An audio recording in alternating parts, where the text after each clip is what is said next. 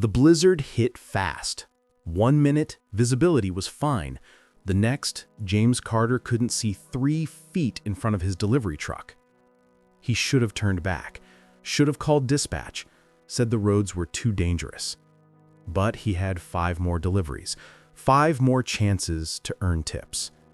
And his son Noah needed new winter boots. The ones he was wearing had holes, and his feet were always cold. So James kept driving, slowly, carefully. Former Marine, 2 tours in Iraq, driving through a snowstorm to deliver packages for $16 an hour plus tips. That's when he saw her, a little girl, maybe 6 years old, standing on the side of the highway in the blizzard. Designer coat, no gloves, crying. James slammed the brakes, pulled over, jumped out without thinking. Muscle memory from Iraq, where hesitation meant death. "Sweetheart, what are you doing out here?" "I'm lost. My daddy's car, it went off the road. I was trying to find help, but I don't know where I am." James looked down the embankment, saw a Mercedes SUV wrapped around a tree. Driver, man in expensive suit, unconscious. Airbag deployed. The girl must have climbed out, walked up to the highway, got disoriented in the blizzard. If James hadn't stopped, she would have frozen to death in 30 minutes. "Okay, listen to me. We're gonna get your daddy help. But first, we need to get you warm. Come on." He carried her to his truck, gave her his jacket, his only jacket, cranked the heat, called 911. "There's a car accident. Highway 40, mile marker 23. Man unconscious, little girl rescued. Send ambulance and police. Hurry." He stayed with her, told her stories, kept her calm, waited 40 minutes in the blizzard until help arrived. Before we continue, if you enjoy stories that move and transform us, tales of justice, legacy, resilience, and love, consider subscribing to Becca's Stories. We showcase the beautiful perspectives that emerge from life's changes, offering narratives of profound moral strength and unwavering character. Now, back to our story. 2 years ago, James Carter's life. James Carter, 41, veteran Marine. 2 tours Iraq, honorably discharged at 35 after IED blast killed 3 of his unit and left him with shrapnel scars across his back and chronic pain. Came home to find wife had left. Filed for divorce while he was deployed. Took everything but their son Noah, who was 4 at the time. "I can't do this," she'd said in the divorce papers. "I can't be married to someone with PTSD. I can't handle the nightmares, the anger, the distance. I'm sorry." So James became single father. Veteran with no civilian job experience, no college degree, just military training that didn't translate to much in the real world. He'd tried construction, back pain made it impossible, warehousing, night shifts conflicted with Noah's care, security, PTSD episodes made it risky. Delivery driver worked, flexible hours, no boss watching constantly, alone in truck with packages and podcasts, could adjust route for Noah's school pickup. $16 an hour base, tips varied, average $38,000 a year. With rent, $1,200, food, utilities, Noah's needs, barely surviving. But surviving, that's what mattered. The night he found Sophie Morrison in the blizzard, James had been working 14-hour shift, exhausted, in pain, just wanting to get home to Noah. But when he saw that little girl same age as Noah, he didn't hesitate. Marines don't leave anyone behind. That training never leaves you. He saved her, called 911, waited, made sure she was safe. When police asked for statement, James gave basic info, first name only. Delivery company, but didn't leave contact details. Didn't want recognition. Just wanted to finish his route and get home to his son. David Morrison tried to find him, hired investigators. But James, delivery driver, with no last name, was impossible to track among thousands of drivers. Eventually, he gave up. But Sophie never did. Present day. Eviction notice. James stood in his apartment, holding the paper that meant his son would be homeless in 30 days. Final notice. Eviction. Failure to pay rent for 3 consecutive months. Vacate by January 15th or face legal action. He'd tried everything. Picked up extra shifts, worked through pain, applied for veteran housing assistance. Waitlist 18 months. Asked for a payment plan, denied. But Noah had gotten sick. Pneumonia. Hospital visit without insurance. $2,400. Antibiotics, follow-up appointments. Missed work while caring for him. Another $800 lost income. 3 months of missed rent, $3,600. James had $340 in savings. Next paycheck, $1,100, needed for food and utilities. The math didn't work. It never worked. Noah, now 11 years old, sat at their kitchen table doing homework.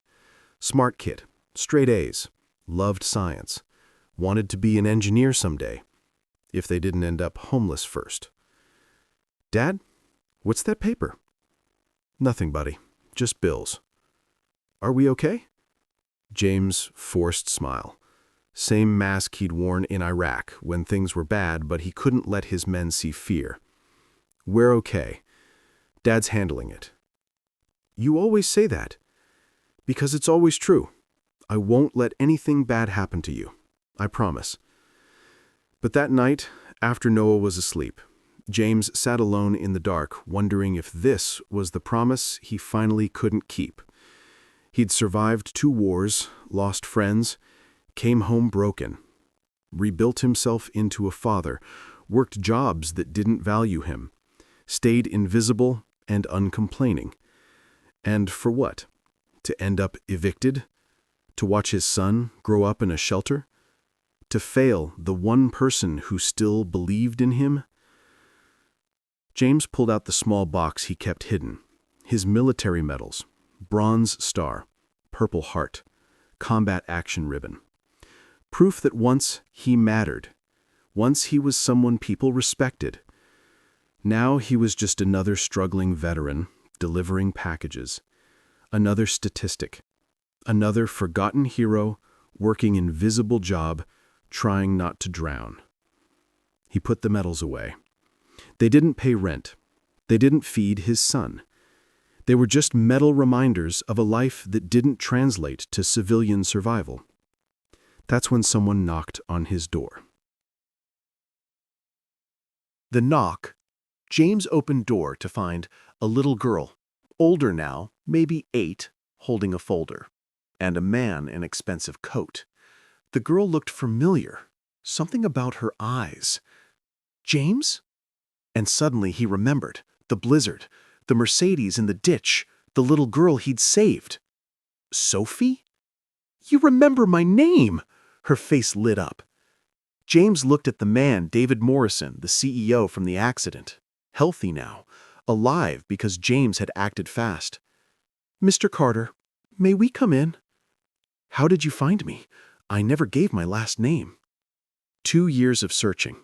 Private investigators, traffic camera footage, delivery company employment records. Cross-referencing James, delivery driver, with veterans in the area. "We finally found you 3 days ago." "Why?" Sophie spoke up.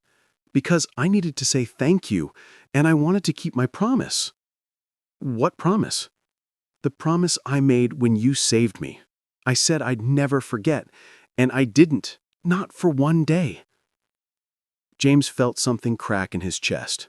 This child had spent 2 years remembering him, while he'd spent 2 years just trying to survive. "Can we come in?" David asked gently. "There's something Sophie wants to give you." Inside the small apartment, Sophie looked around, saw the worn furniture, the small space, Noah's homework on table. "Is that your son?" She pointed to photo on wall. "Yes, Noah. He's 11. My age. Well, almost. I'm 8. You were 6 when you saved my life. When you gave me your jacket and told me stories so I wouldn't be scared. When you waited in the blizzard even though you were cold and tired. Anyone would have done the same. But they didn't. 7 cars passed me on that highway before you stopped. 7. I counted them later when Daddy showed me the traffic camera footage. 7 people saw a little girl in the blizzard and kept driving. You stopped. David stepped forward. Mr. Carter, I tried to thank you 2 years ago. I wanted to give you money, a reward, something. I didn't save her for money. I know. That's exactly why you deserve it. But I couldn't find you, so Sophie and I did something else. He nodded to his daughter. Sophie opened her folder, pulled out papers. I drew a picture of you right after you saved me. I hung it in my room, and every night before bed, I look at it and remember. James saved me. Someday, I'm going to find him and save him back. She showed James the drawing. Crude child's artwork. Man in delivery uniform, holding little girl, standing in snow. Caption in child's handwriting. James is a hero I will never forget. You kept this for 2 years? I look at it every single night, and 6 months ago, I asked Daddy if we could find you, really find you, hire the best investigators, search everywhere, because I made you a promise and I needed to keep it. David pulled out envelope. We found you 3 days ago and learned you're being evicted, that you're a veteran, that you're raising your son alone, that you work delivery for barely survival wages despite having saved my daughter's life. I don't need pity. It's not pity, it's gratitude. Delayed, but real. David handed envelope. This is check for $50,000. It covers your back rent, creates an emergency fund, and gives you breathing room. James stared at the check. More money than he'd seen in his life. I can't. You can. You will. Because my daughter taught me something I'd forgotten. That the people who help without asking for anything are the ones who deserve everything. You saved Sophie's life. You refused a reward. You taught her, through your actions, that kindness doesn't require payment. That heroism can be quiet and invisible. That real heroes drive delivery trucks and save children in blizzards without expecting anything. And I wanted to give you more. So Daddy and I created something. David pulled out more papers. The James Carter Foundation. $1 million initial funding, dedicated to helping veteran single parents. Housing assistance, job training, childcare support, medical bill relief, everything you needed but didn't have. You're naming it after me? You're the reason it exists. Sophie insisted. She said, the man who saved me is still struggling. That means other people like him are struggling too. We should help them, all of them. I'm 8, Sophie said proudly. But I know that when someone saves your life, you don't just say thank you, you make sure they're okay. And if they're not, you help them. That's what James taught me. I didn't teach you. Yes, you did. You taught me that heroes don't wear capes or uniforms. They wear delivery uniforms. They work invisible jobs.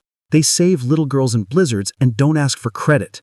That's the most important lesson anyone ever taught me. James started crying, couldn't help it. This 8-year-old girl had remembered him for 2 years, had convinced her billionaire father to search for him, had created a foundation in his name. Why? Why does it matter so much? Because you mattered to me. You saved my life, and every time Daddy tucked me in at night, I thought, James is out there somewhere. Is he okay? Does he know I remember? Does he know I'm grateful? And now she knows. You're not okay. You're struggling, just like I was struggling 2 years ago when my car went off the road and you stopped to help. But just like you helped us, we're helping you. Because that's what Sophie taught me, that gratitude isn't a moment, it's a responsibility. Noah came home from school to find his father crying in the kitchen with strangers. "Dad, what's wrong?" James wiped his eyes. Noah, come here. I want you to meet someone. This is Sophie and her father, David. 2 years ago, I helped them. And now, his voice broke. Now they're helping us. Sophie walked up to Noah. Your dad saved my life. He's a hero. Did you know that? I know, Noah said quietly. He doesn't talk about it, but I know. What else do you know about your dad? He was a Marine. He got hurt in war. He works really hard. He never complains. He always makes sure I have what I need, even when he doesn't. That's exactly right. And you know what? People like your dad, people who help others even when they're struggling, deserve help too. So my daddy and I created something to help families like yours. David explained to Noah, your father is going to work for the foundation as director. Salary, $80,000 a year. Day shift, benefits, helping other veteran families access resources, because he knows what they need better than anyone. James shook his head. I don't have qualifications. You have the only qualification that matters. You've lived it. You know what it's like to be veteran single parent trying to survive. That's expertise no degree can teach.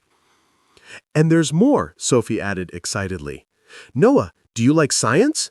Yeah, I want to be an engineer someday. Good, because we set up college scholarship for you. Full ride, any school you get into, all expenses. Because your dad saved me, and I want to make sure you can be engineer. That's fair, right? Noah looked at his father, tears streaming down both their faces. Dad, is this real? I think so, buddy. We're not being evicted? No. You're getting better job?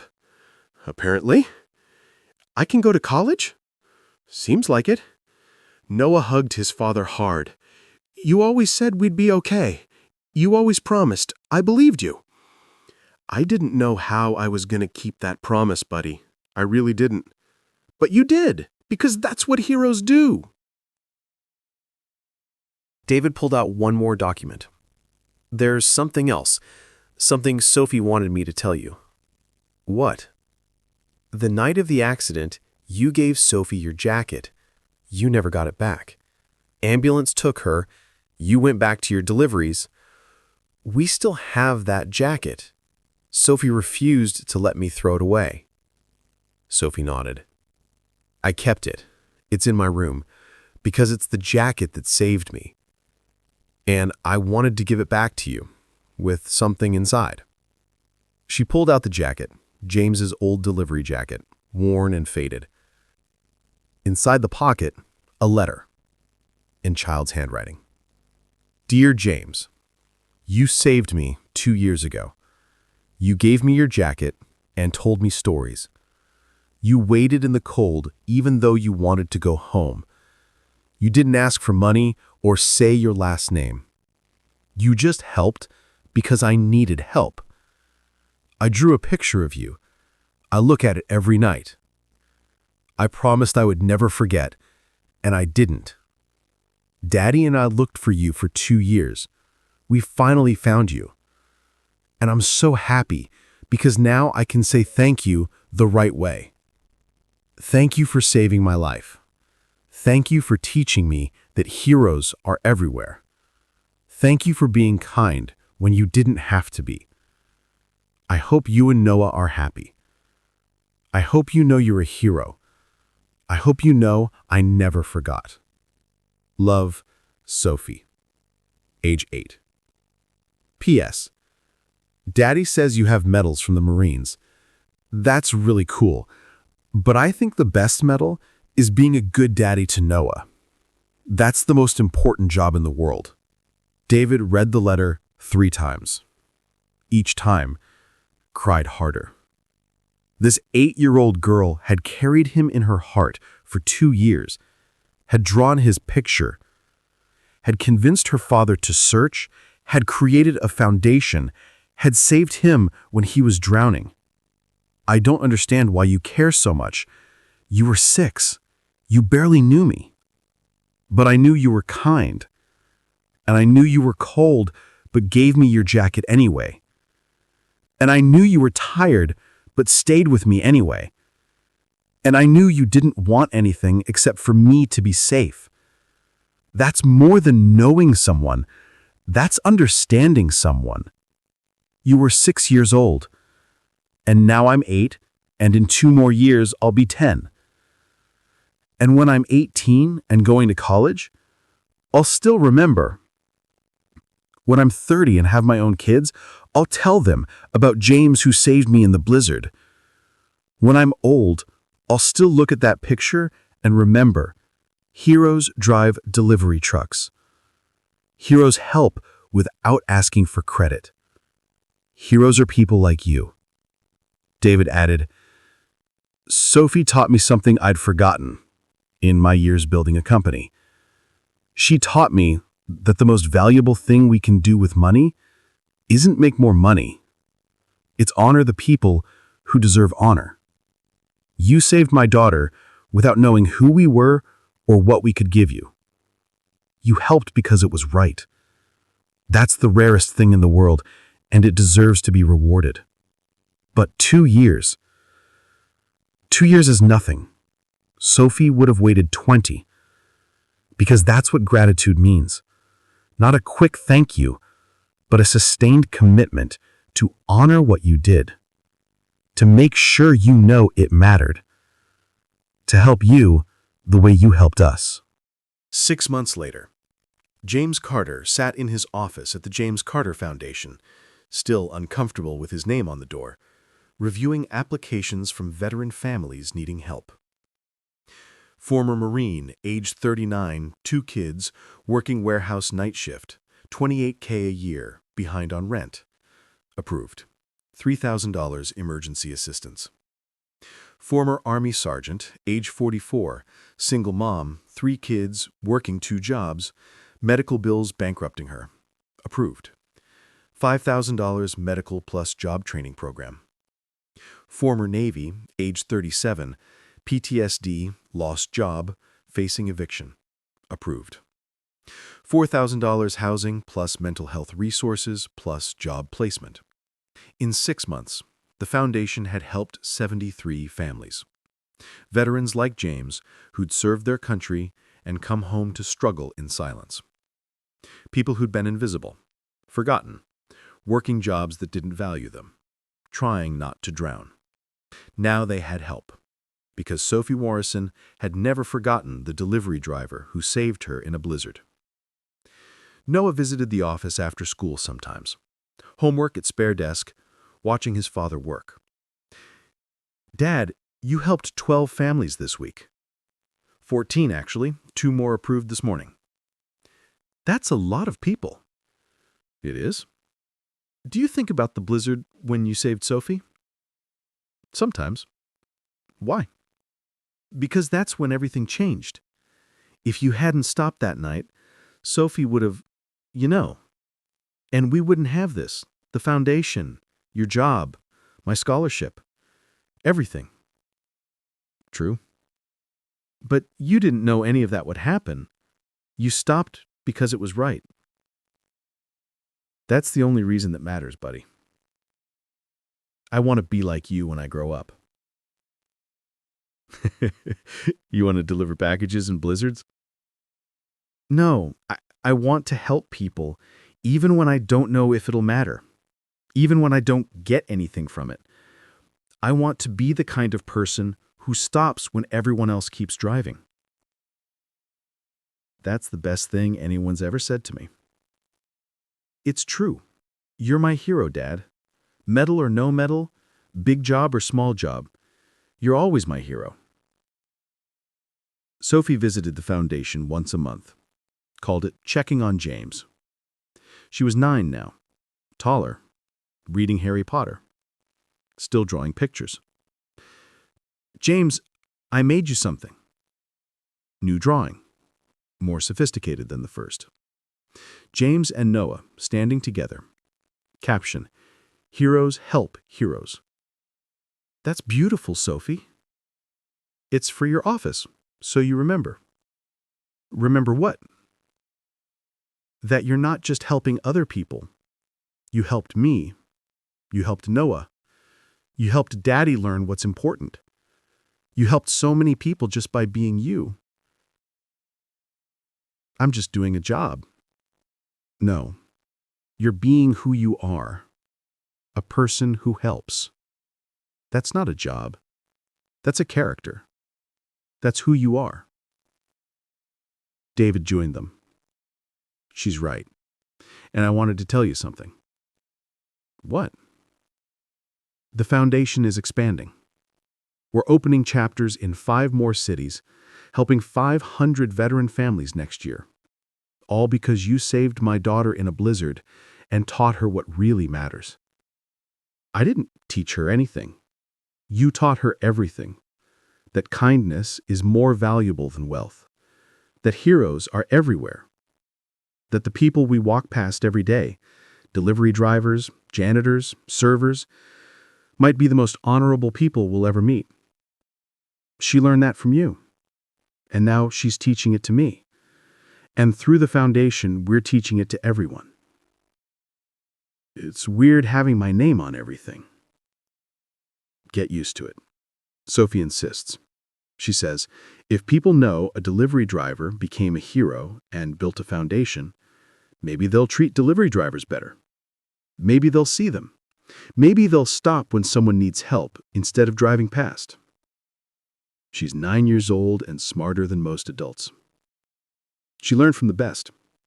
From a Marine who stopped in a blizzard, from a father who worked impossible hours to give his son a good life, from a hero who never asked for credit. That's the teacher that matters most. 2 years after Foundation launched, another blizzard. James drove through light snow to the Foundation office. Better car now, used but reliable.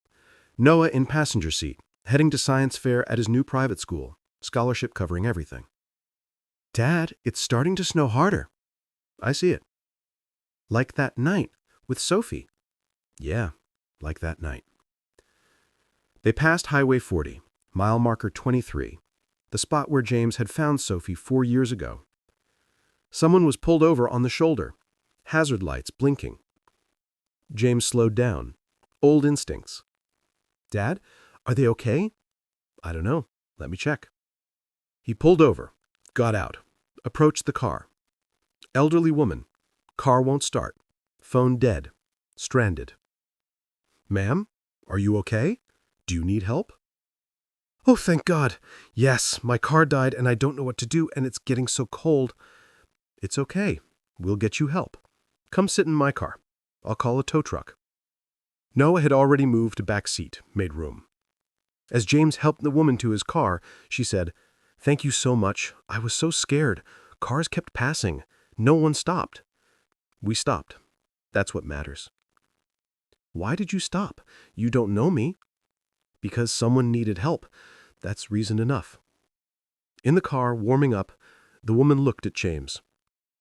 Are you military? You have that bearing. Marines. 2 tours Iraq. Thank you for your service, and for stopping. Not everyone would. Someone taught me that stopping matters, even when it's inconvenient, even when you're tired, even when you have somewhere else to be, you stop because someone needs help. Noah had already smiled, knew exactly who his father meant. After the tow truck came and the woman was safe, James and Noah continued to the science fair. You think Sophie would be proud? I think Sophie knows, somehow. That night, Sophie called. She called once a week now, checking in, updating on school, staying connected. James, guess what?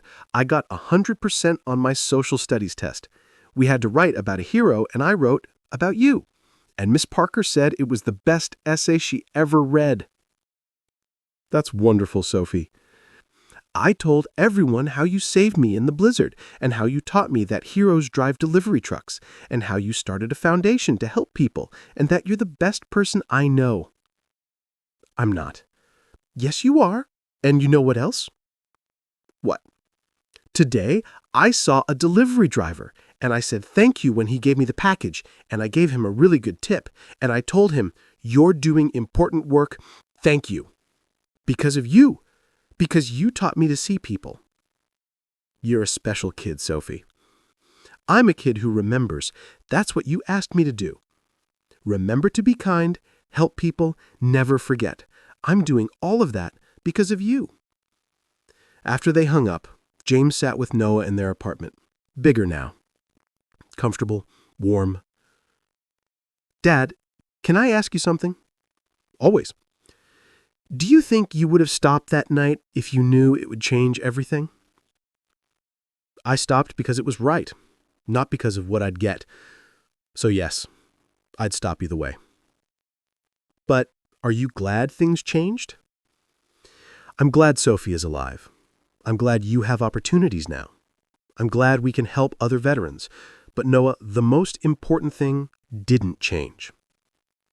"What?" "Who I am. Marine, father, person who stops when someone needs help. That's who I was before Sophie. That's who I am now. The circumstances changed, but my character didn't. That's what matters." "So the lesson is, be yourself even when it's hard?"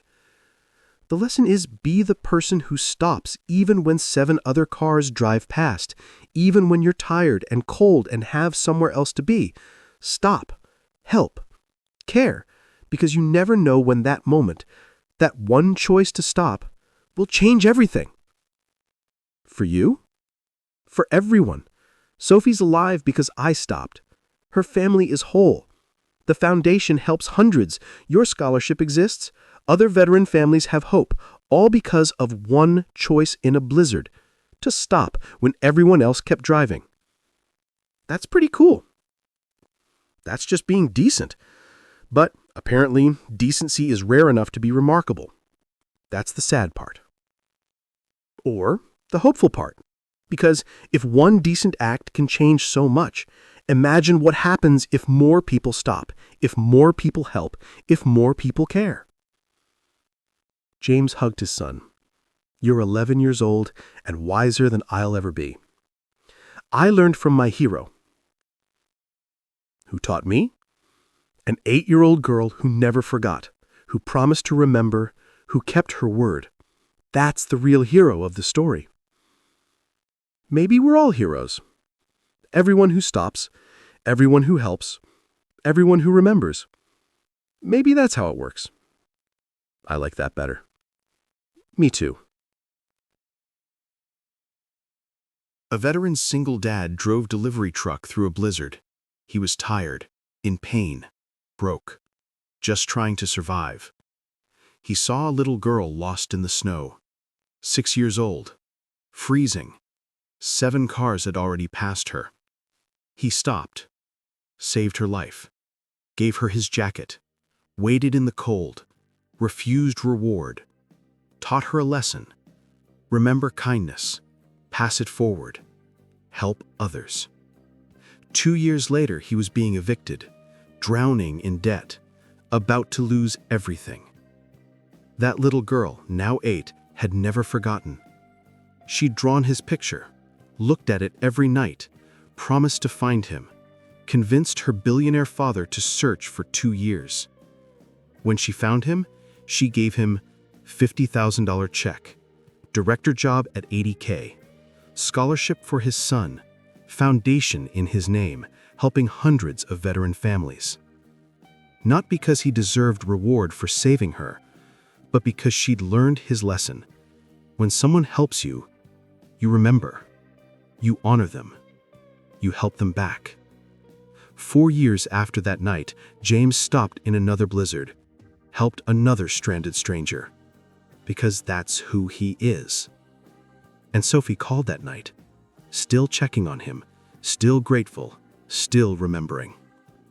Because children never forget true kindness, because delayed gratitude is most meaningful, because one act in a blizzard changed everything.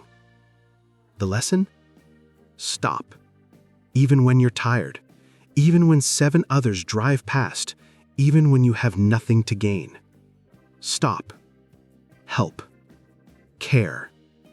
Because that delivery driver in the blizzard might be a veteran. That struggling person might be a hero. That moment you almost drove past might be the one that changes everything.